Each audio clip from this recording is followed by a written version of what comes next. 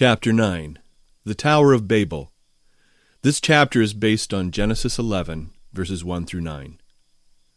Some of the descendants of Noah soon began to apostatize. A portion followed the example of Noah and obeyed God's commandments.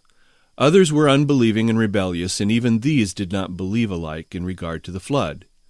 Some disbelieved in the existence of God, and in their own minds accounted for the flood from natural causes. Others believed that God existed and that he destroyed the antediluvian race by a flood, and their feelings, like Cain's, rose in rebellion against God because he destroyed the people from the earth, and cursed the earth the third time by a flood. Those who were enemies of God felt daily reproved by the righteous conversation and godly lives of those who loved, obeyed, and exalted God. The unbelieving consulted among themselves and agreed to separate from the faithful, whose righteous lives were a continual restraint upon their wicked course. They journeyed a distance from them and selected a large plain wherein to dwell. They built them a city, and then conceived the idea of building a large tower to reach unto the clouds, that they might dwell together in the city and tower and be no more scattered. They reasoned that they would secure themselves in case of another flood, for they would build their tower to a much greater height than the waters prevailed in the time of the flood.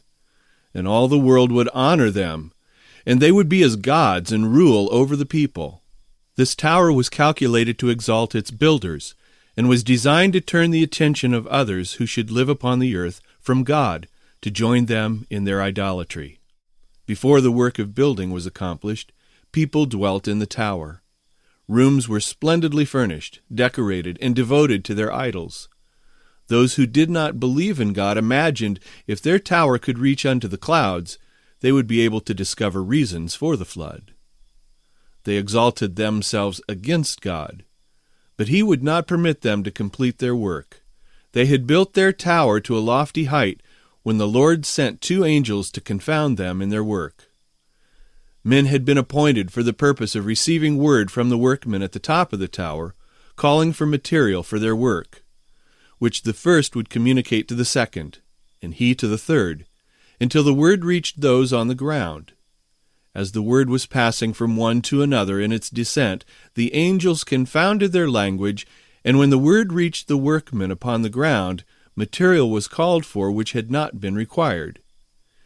And after the laborious process of getting the material to the workmen at the top of the tower, it was not that which they wished for. Disappointed and enraged, they reproached those whom they supposed were at fault. After this there was no harmony in their work. Angry with one another, and unable to account for the misunderstanding and strange words among them, they left the work, and separated from each other, and scattered abroad throughout the earth. Up to this time men had spoken but one language. Lightning from heaven, as a token of God's wrath, broke off the top of their tower, casting it to the ground. Thus God would show to rebellious man that he is supreme.